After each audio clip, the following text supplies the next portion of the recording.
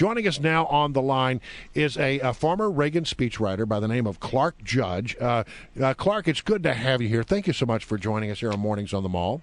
Good to be with you. All right, so first of all, I just want to know, sort of leading up to this speech, what is it like? I mean, you had the great pleasure of working with a great communicator in the form of Ronald Reagan. What was it like, leading up to that speech? What was your relationship with the president as you drafted various versions of this speech? Well, all speechwriters start with whatever the administration, with polling. The White House, polling the government. It doesn't necessarily start with the president. In fact, usually it doesn't, because you're supposed to bring some knowledge of what's wanted around the government. Others in the White House do that sifting too.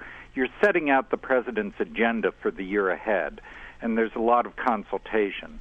Then you produce drafts, and the process goes from there. There's a lot of lobbying sometimes. And there's a lot of interaction with all parts of the White House and the government. Do you get the impression that's still the way it's done?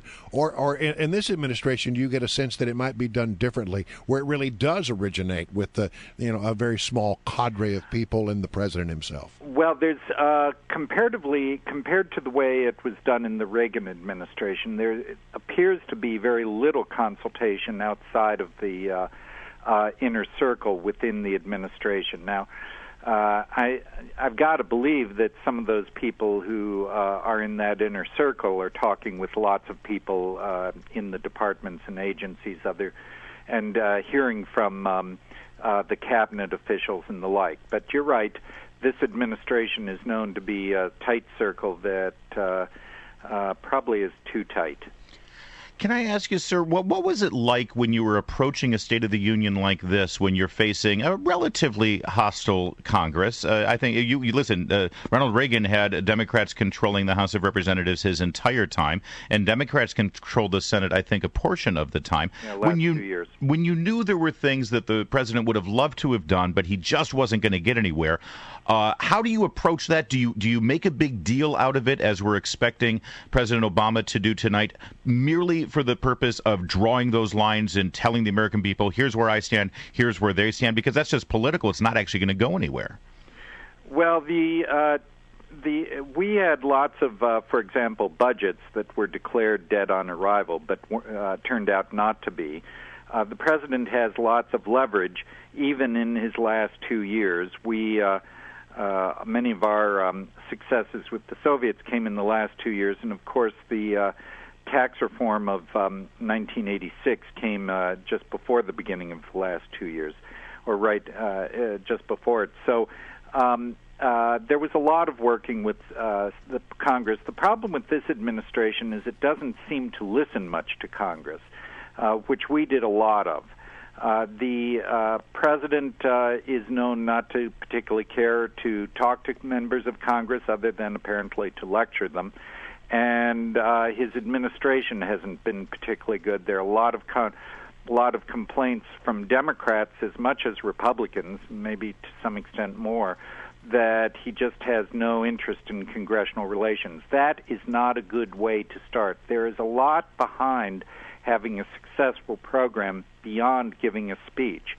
We obviously put a lot of emphasis on speeches, but we put a lot of emphasis on face-to-face relations, the president talking to members, others in the administration talking to members. A lot of that seems to be missing from this White House. What was it like to actually sit down across the table from Ronald Reagan and work on this speech? Well, he was a fantastically gracious man. He tended to be light but firm in the guidance he gave.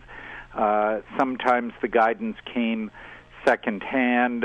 He didn't, when he was displeased, he didn't, how can I say this? He didn't do things that would humiliate an aide, at least very few times did he. He would be very gentle in the way he gave his critique and made suggestions. And, he was very aware that the power he had, and the power not just in formal presidential sense, but the power of the respect with which he was held by all people in the White House, and he knew how devastating he could be if he were really tough. So he was very, very gentle in the way he gave guidance. Our guest is Clark Judge. He was a speechwriter during the Reagan administration talking about the preparations for tonight's State of the Union. And I wonder if I could ask Mr. Judge, considering you were part of this process, and of course the State of the Union every year was a pretty big speech for the president, still is for the president. A lot of people are saying, listen, back when Reagan was giving the State of the Union, 65, 75 million people would watch every night. It's cut in half now. The American people don't really watch this thing anymore, and it's become so strident and so theatrical.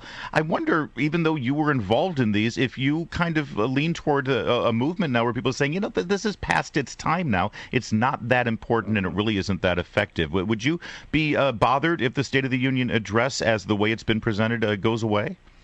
Well, the address is very useful as a tool of between the Congress and the president, and for the president to get his thoughts out and his agenda on the table. And it would be foolish to give it up as a tool. But I've got to tell you, the slide in TV viewing, it isn't just, I'm saying, a TV show, but the slide in TV viewing began during the Nixon years and has been pretty steady ever since. By the time we were on, we were working against a headwind in many respects. Some channels, for example, this was just before the advent of cable in New York, some stations that were independent and didn't carry the program would up their ad rates during the State of the Union address because so many people were turning away. So we were working against that headwind. There's a bigger headwind now, but you've also got to remember that there are also 300 channels. There are a lot of places for people to go if they don't really have an interest in this and don't want to turn off the TV. So no, I wouldn't give it up, but I'd also be realistic about some of the limitations now that we didn't face.